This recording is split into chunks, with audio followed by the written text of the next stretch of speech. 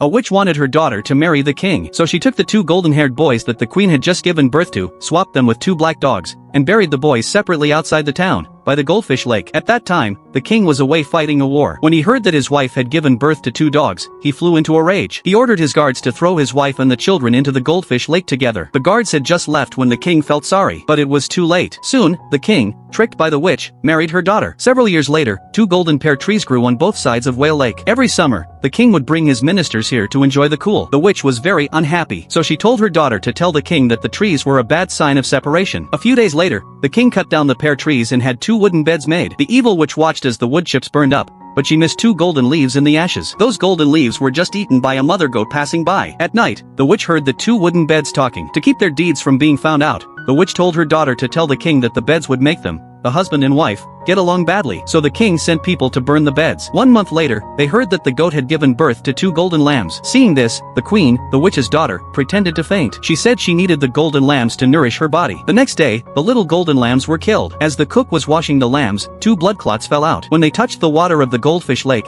they turned into two little goldfish. In this way, they stayed under the water for several years, until one day, a fisherman pulled them out. But as soon as he got to the shore, the two goldfish suddenly turned into two young men. They begged the fisherman to let them go, promising to give him a bag of gold coins afterward. The fisherman thought for a moment and agreed. When the witch saw the golden-haired boys, she immediately stepped forward to stop them. But the king still met the boys. Then the boys told the king that their mother had actually given birth to them, but the witch had swapped them with dogs and buried them separately on both sides of the lake. At that time, a whale had swallowed their mother whole, so she might still be alive. They also said that the witch had harmed them in many ways, and it was this fisherman who had saved them. The witch was still trying to explain, but her daughter, overcome with guilt, could no longer stand up. Then the king ordered everyone to catch that whale. In the end, the queen returned to the king's side. In the end, the fisherman received countless gold coins because of this, and the king finally reunited with his family.